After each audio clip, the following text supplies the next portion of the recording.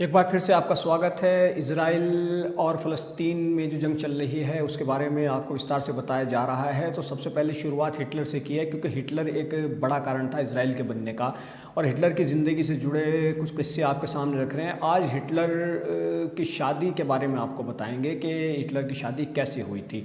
मौत से कुछ घंटे पहले ही हिटलर ने शादी की थी। जी हाँ, आपको जानकर आश्चर्य होगा कि जिस दिन हिटलर ने खुदकुशी की उससे चंद घंटे पहले ही हिटलर ने शादी की थी। शादी जो हिटलर ने की थी, तो जिससे शादी हिटलर ने की थी वो उसकी गर्लफ्रेंड थी और उसका नाम ईवा ब्राउन था। ईवा ब्राउन से हिटलर ने शादी की थी, और शादी जब उसने की तो वो बंकर में ज़मीन के अंदर के 50 फुट नीचे बंकर में छुपा हुआ था। उसको मालूम हो गया था कि अब उसका अंत समय आ चुका है। उसके सामने दो रास्ते हैं, या तो वो आत्मसमर्पण कर दे या फिर वो खुदकुशी कर ले।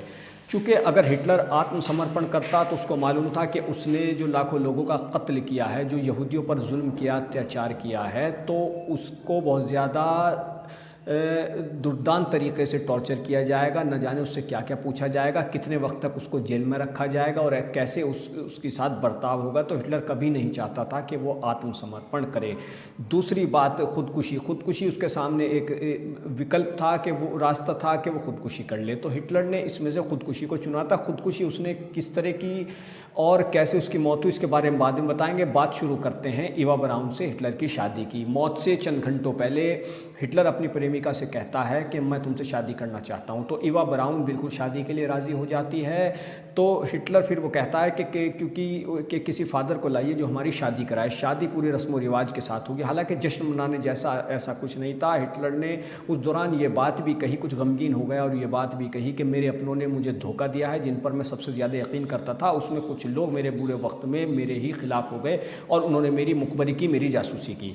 तो खैर वो कहता है अपने आदमियों से कि किसी फादर को लाया जाए। अब बर्लिन में चारों तरफ बमबारी हो रही है। हिटलर बंकर के अंदर है, तो उसके कुछ जो वफादार फौजी थे उनमें से एक उठता है और वो एक फ़ादर को लेने चला जाता है, और किसी तरीके से वो फादर को वहाँ तक ले आता है। लेकिन जब फादर वहाँ आते हैं और बात शादी की निकल कर के आती है, तो फादर कहते हैं कि मैं मैरिज सर्टिफिकेट लाना तो भूल ही गया। कुछ लोग वहाँ पर मौजूद ये भी कहते हैं कि चलिए वैसी शादी कर, लेकिन हिटलर ने कहा कि नहीं, मैरिज सर्टिफिकेट ज़रूरी है। तो फिर वो फादर को वापस लेकर के जाते हैं, और वहाँ से फादर मैरिज सर्टिफिकेट का जो रजिस्टर होता है वो लेकर के आते हैं। तो फिर वो पूरे रस्म व रिवाज के साथ ईवा ब्राउन से हिटलर शादी करता है।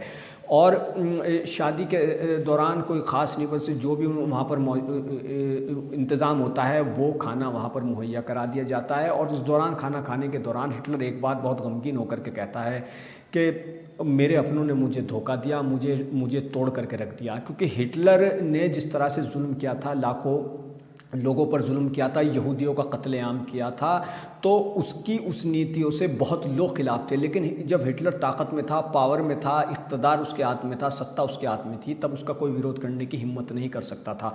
लेकिन जैसे हिटलर के बुरे दिन शुरू हुए तो कुछ उसके अपने लोग दुश्मनों से जाकर के मिल गए या फिर उनके लिए मुखबरी करने लगे।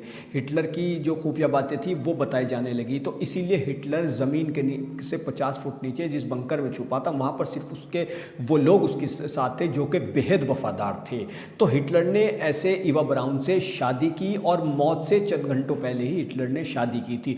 अब हिटलर की मौत कैसे हुई और किस तरीके से उसने मौत को चुना, मौत से पहले हिटलर ने क्या परीक्षण किया मौत को लेकर के, ये हम आपको अगली किस्त में बताएंगे।